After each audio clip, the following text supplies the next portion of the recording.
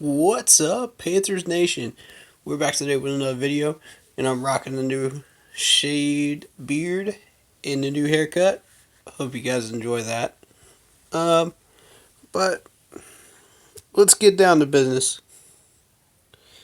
and we're gonna start with Chris Hogan is activated from the IR. That's a big move right there, having him back. I've said before he's a West Coast receiver, and more so a slot receiver than anything else. But I think he would be a huge asset if we decide to keep going with the West Coast offense. So I'd like to see him used in these last 3 games. I'd like to see what he can do. Um, and I'd like to see, you know, is he a good fit for Scott Turner's offense? Should we wish to continue with that? And honestly, I don't think that's a good idea. However, if Tepper and whoever the new coach is decide that that is the plan, then I'd like to see Chris Hogan stay on this roster because he could be a valuable asset with the West Coast. Secondly,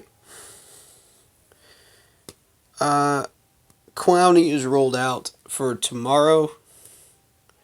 I'm recording this the night before the game, so I just received word of that today. And we also cut the former punt returner / kick returner, and we signed another one. So hopefully he'll be better than the last one. You know, we've had some horrible luck with that this year. Where these guys just aren't smart, not using their brains, not, taking it out of the end zone. After he caught it mid end zone. Like, come on, man. Like, how long do you expect to be in a Panther uniform if you keep doing that? And he did it twice in that last game. So, I don't feel bad for that player. We all know his name. He's out the door. Next, moving on. I did get a chance to see the Dante Jackson comments and how he reacted and how the coach reacted in the presser, as well as his apology afterwards, after they handled it internally, quote unquote. Many of you guys probably did not see my comment on that, so I'm going to make it blatantly clear right now. Dante Jackson was correct in his comments. However, the way he went about it was not correct. He went outside the channels of where he was supposed to go. He was supposed to handle it internally in the locker room. And he did not do so. So, in the press conference, Coach Perry, pretty much said, after being asked about it 3 different ways, we're going to handle it internally. We're going to handle it internally. We're going to handle it internally. Well, what does that mean? What does that mean? You want to be the next head coach. Please explain this. Because the fans want an answer. We're over here impatient. We just had Ron Rivera fired over some of the most garbage things that he said in his pressers, and now you're starting on this nonsense.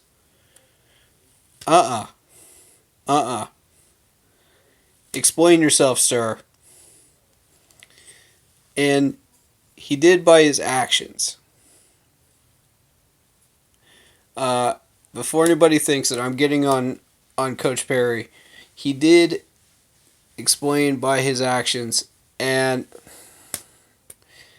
they discussed it in the locker room or in a meeting room or wherever inside the campus away from cameras, and Dante Jackson apologized. So, I give Dante Jackson so much credit for manning up and apologizing, for not going through the proper channels and saying that everybody in the locker room is frustrated. It's true, man. Everybody's frustrated. All the way down the roster. All the way down the fan base. Everybody's frustrated right now. We all get it, man. No big deal. No hard feelings. Like, I was never frustrated with you to begin with. I felt like he said the right things. I was never really frustrated with him at all. And, then you've got Charles Johnson tweeting out that something to the effect of he wishes he was in the locker room at the time and that the players should have shown respect towards the coach. Man, listen, Charles, you're not even out in a Panther uniform anymore, man. I love you, but you're not in a Panther uniform anymore. It's fine if you want to weigh in on stuff, but come on, man. Cut Dante a break. This was after he apologized, dude. You saw the apology. Cut the man a break. He manned up for his mistakes. Like, how many mistakes have you made and you've had to man up? Like, seriously, Matt. How many? So, don't give me this nonsense on Twitter. Anybody can get on Twitter and say stuff like that. Anybody. Any fans, any players, any coaches, anybody. And spit some nonsense. So I don't want to hear it. You're not in a uniform anymore. So, get the facts straight before you weigh in. That's all I'm going to say. Like, I know I'm going to get some hate for that. I know I'm going to get some shade for that garbage right there. But, here's the thing. I love Charles Johnson. I do. But he did not have the facts straight. Let's be honest here. Let's be real here. And that's what I do on this channel. I'm real about everything I say on this channel. If I'm not real, I don't put it on camera. These are my real opinions, my real emotions, my real feelings on the matters. And my real feelings towards these players. I love this organization, dude. And ladies, I love it. Folks, I love this franchise so much. And to see it hurting like it is just breaks my heart. I know it does yours too. But when you see things like this one fan that I saw, I think I saw this either today or yesterday. And,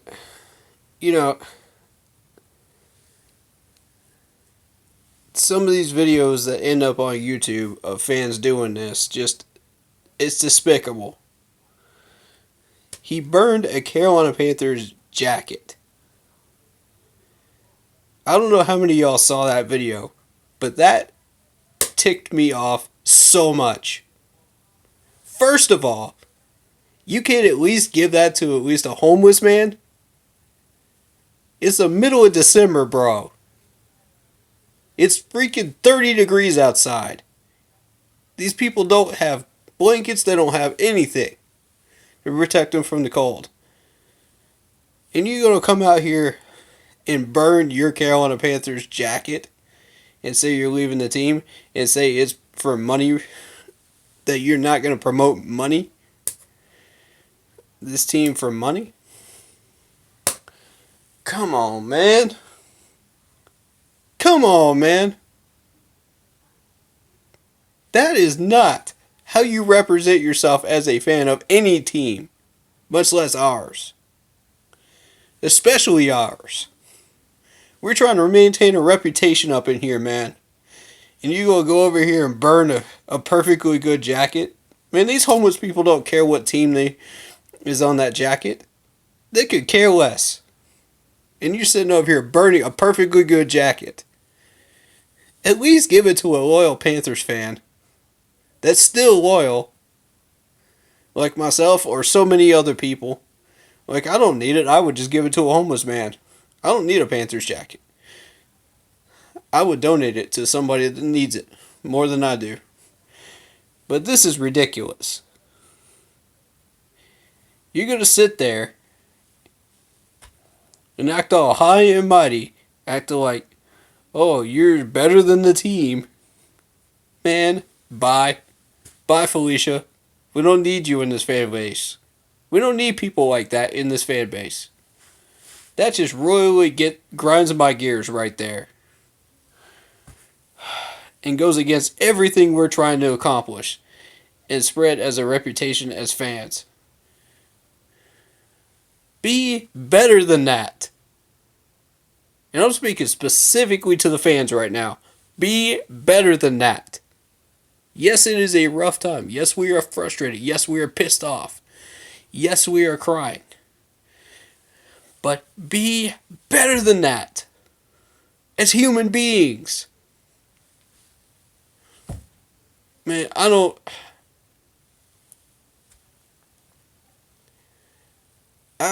even know how to react to this properly, man. It just... Dude, it made me so mad. But I'm going to try to get back to business here. So, in the Panthers huddle, they interviewed a couple of the players. They interviewed Perry, Coach Perry. And the players said that they're playing for personal pride and for each other for these last few games. Coach Perry says that they're going to find out what got them into these ruts, go there and fix it by looking at film. They're going to go there and fix it by practicing. That's the word you want to hear out of your head coach. That's the words you want to hear out of your locker room after a tough season, right there. That man does not have all the answers, but doggone it, he is trying. And I give him full effort for that. I give him full credit for that. We might be tanking right now, but that man's trying to find us some answers. Thank you, Coach Perry. You know, do I think he's the answer long term as head coach? Probably not, but he's saying all the right things right now, and people need to start listening to the fine print. Don't listen to the usual nonsense that every coach says, that he says too. Read in between the lines. Catch the little lines like I do. You know, and I try to catch them for you guys so I can put them in these videos like that one. You know, the rest of that interview, throw it to the dogs. That part right there, though, that shows me what kind of a coach he is and what kind of a person he is. I like that. Now, the players, however, set aside your personal vendettas. Set aside your personal pride and playing for each other. None of that matters. You're not playing for a playoff spot anymore. You're just playing for your paycheck this year. Stop acting like there's more there. Now, I understand giving 110% on the field. I get that. I'm cool with that. That I like. But don't play for each other. Don't play these last few games for each other. Don't play them for your own personal vendettas. Just be man enough to admit that the season is down the drain. Be man enough to admit that you're not going anywhere. And maybe, just maybe, you'll earn some respect from people. You'll earn it from me for sure. Because if you call a spade and say, this is how it is in this season, this is what's going on, this is how we got here, and this is what we're going to do from here on out, you'll get respect from me. Right out of the gate. No questions asked. Give 110%, of course. But that's what I want. That's what I'm asking for. And, as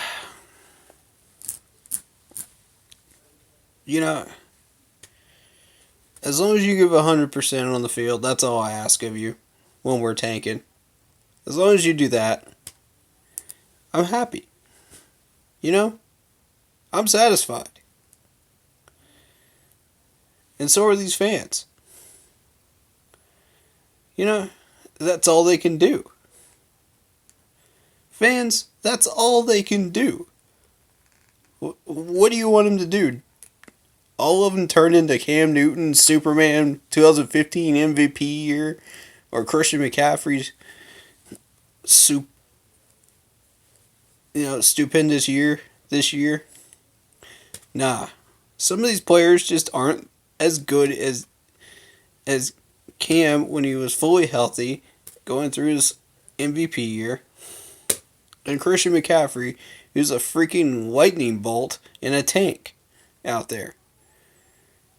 I don't know what more you want out of these players. They're already giving you 110%. I don't know what you want. Do you want a cookie? Do you want them to have a participation award at the end of the year? That's not how it works. You heard Jonathan Stewart's words on that. Nah. These guys are giving 110% for money and paychecks. They're not giving 110% for trying to make the playoffs anymore. They're trying to do it for you. For you. Not for the playoffs. For you. So show them some doggone respect. I don't want to hear any garbage from these fan bases, from these fan groups, about how these players need to do this or that or that or that, because they're terrible or they're garbage or they're dumpster fire.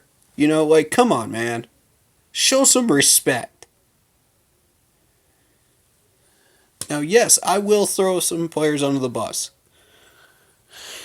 when they need to be thrown under the bus. That's when they're not giving 100%.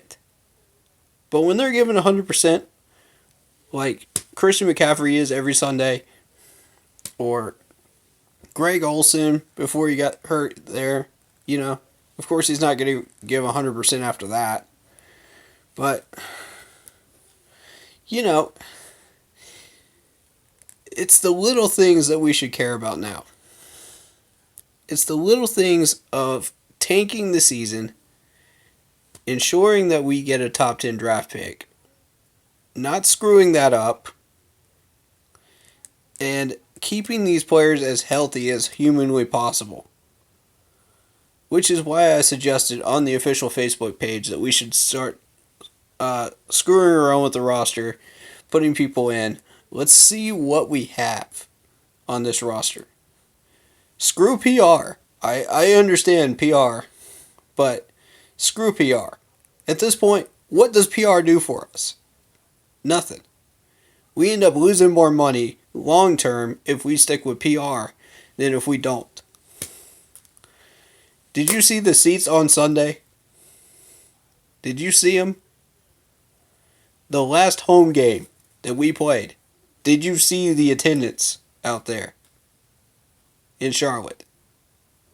That's what I'm talking about, man. We're losing money by not figuring out what we have on this roster and getting it straightened out before the new head coach comes in. Once that new head coach comes in, half this roster is not going to be here anyway. Guarantee it. He's going to change philosophies. He's going to change a whole ton of things. Whoever it is. Whether it be Harbaugh, whether it be Mike McCarthy, whether it be McDaniels up there in Boston, or whether it be the offensive coordinator from Minnesota or the defensive coordinator from San Francisco. Either way, the whole roster is going to change in some way, shape, or form when this new head coach comes in. Or it could be Perry and it won't change at all. Which I am not pleased with if that happens. And I will voice my displeasure all over social media if that happens. Because we need an established coach. Right now, the plan is to tank. We'll worry about head coaching spot later, but right now our plan is to tank. I don't care how much you guys want to win these last 3 games. It does not matter. It's only going to ruin our draft pick and drive us further down the list. The Giants are garbage. The Dolphins are garbage. The Jets are going to be sitting down there at top 10. There's teams that will jump us if we win 1 or 2 more games. That's what I'm saying. We need to do something in the way of tanking these last 3 games. I don't care how it happens, as long as it does. We could get blown out. I don't care. As long as these players give 100% on the field, I do not care how we lose these games. As long as we do. The L's are the only thing that matter right now in order to get those draft spots. We're rebuilding. There's nothing left of this season. Let it go. Let it go. Like they say in Frozen. Let it go. Let it go. This season's done, man. Season's done. And we're heading into the unknown. Anything can happen from here on. Anything can happen. Except what Tepper has already said and is already established. That's what I want to see happen, is that new practice facility. I want to see what changes he brings. I want to see how he affects the culture of this team. And I'm excited for it. I do want to say one thing. I do encourage fans to watch the last 3 games for one reason and one reason only. Greg Olson. After that concussion hit, we may not see him in a Panther jersey after this year. It's possible, folks. I hate to say it, but it's possible. And I would absolutely hate to see him go out like that. After such a stellar career. It would break my heart to see him go out with a concussion. Man, that's the last thing any of us want. So, I do encourage everybody to watch those last 3 games, as painful as it may be. That man was practicing this week. he may be on the field in the last two. I don't believe he's playing in this Sunday's game, which is fine, but because concussion protocol is a pain in the neck. Just ask Cam Newton, ask Luke Kuechly. They both know. They both went through it. And they were on there way too long, by the way. Way too long, which is why I've been saying we need a new training staff. But, point being, you may not see him anymore. Support him as much as you can. Give him some love on Twitter. Give him some love wherever social network he is actually on. Or even on the official pages. Just give him some love, man. After what that man has done for this franchise, we owe it to him to show him that love and support right now when he needs it most. And one last thing before I close out this video,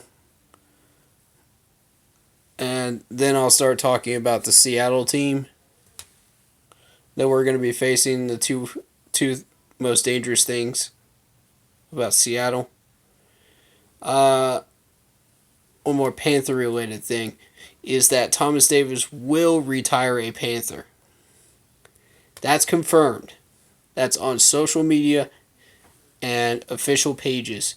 He wishes to sign a one-day contract with the Carolina Panthers to retire a Panther and end up in the Ring of Honor. Yes!